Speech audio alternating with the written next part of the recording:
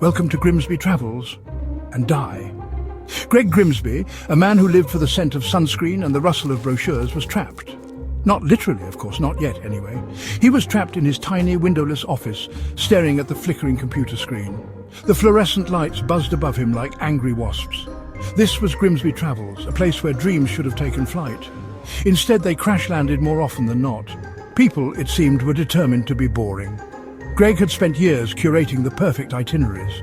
He painstakingly paired honeymooners with secluded beaches and adventurous eaters with Michelin-starred restaurants. He was a travel artist, a weaver of wanderlust. And how did his clients repay him? By cancelling. Cancelling for the most ridiculous, mundane, soul-crushing reasons. It was enough to make a travel agent lose his mind. And lose his mind, Greg did. The breaking point came with a resounding ping of his inbox. Another cancellation. This time it was the Perkins family, ditching their long-awaited trip to Disney World. The reason? Little Timmy had discovered a new video game. A video game. Greg's soul withered a little more. The world was full of magic, of culture, of experiences that could broaden the mind and nourish the soul. And people were choosing pixels over pyramids. Unacceptable. Something had to be done.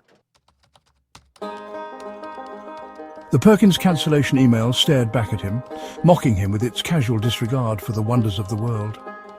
Greg felt a surge of anger, hotter than the sriracha sauce he put on everything. This wasn't just about lost commissions anymore. It was about a world losing its sense of adventure. A world content to stay home and stare at screens. No more, Greg muttered, his voice taking on a steely edge it had never possessed before. He wouldn't stand idly by while the world became a boring, beige blob. He would become an Avenger, a protector of travel, a punisher of the unimaginative. He would be the Slaycation killer.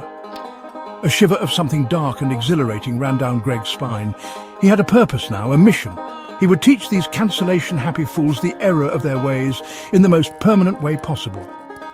But first, he needed a uniform. Greg knew that image was everything. The Slaycation killer needed to make a statement. A statement as bold and brash as a Cancun spring break. He dug through his closet, pushing aside sensible slacks and the one tie he owned. In the back he found it, a Hawaiian shirt so loud, so vibrantly coloured it could induce seizures. Palm trees swayed next to parrots, all set against a backdrop of blindingly bright orange. Perfect. It screamed tourist and serial killer in equal measure. Next he needed a weapon. Forget guns and knives, too cliché. The Slaycation killer would dispatch his victims in travel-themed ways.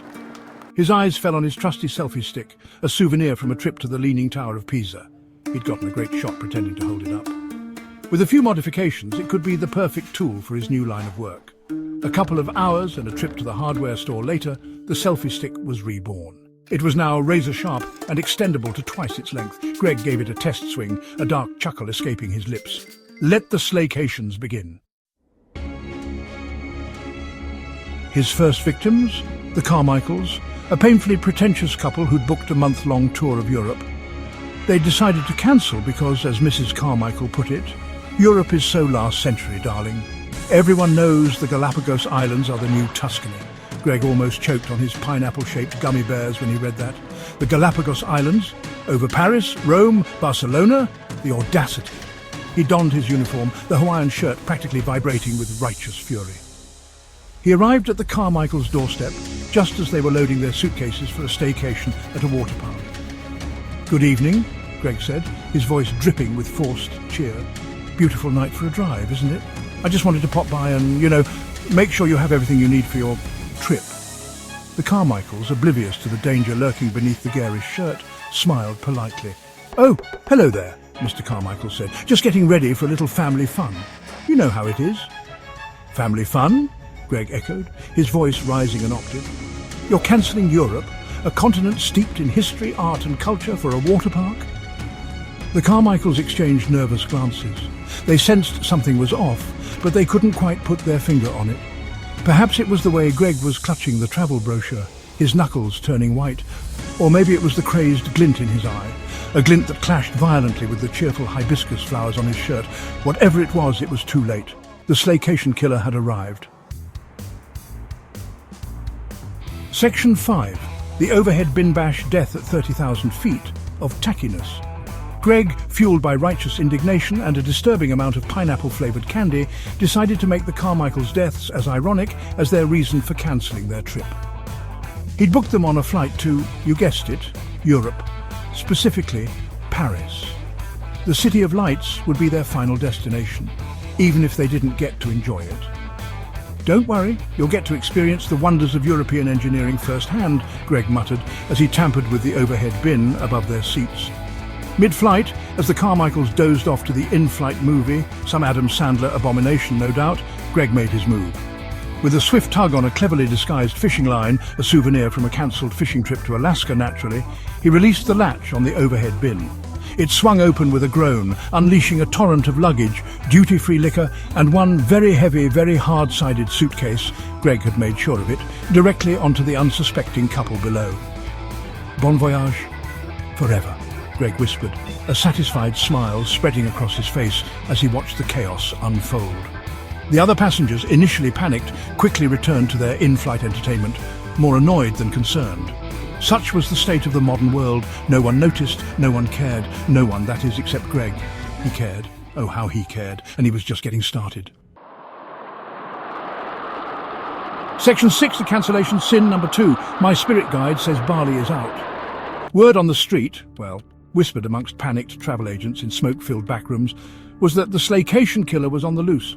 No one suspected the unassuming Greg, of course. He blended in seamlessly with his fellow cubicle dwellers, a sea of beige and quiet desperation. Little did they know, behind Greg's tired eyes and forced smile lurked a cold-blooded killer, fueled by wanderlust and a twisted sense of justice. His next target, Brenda and Chad, a pair of yoga-obsessed influencers who documented their every smoothie bowl and downward dog on Instagram.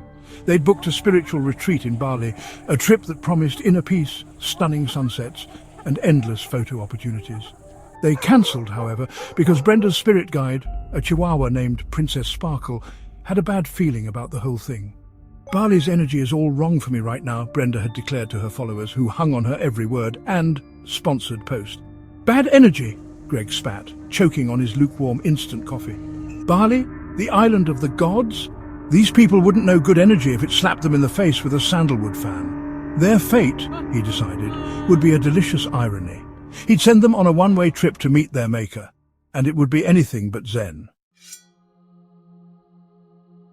Section 7. The all-inclusive special, A Buffet of Bloodshed.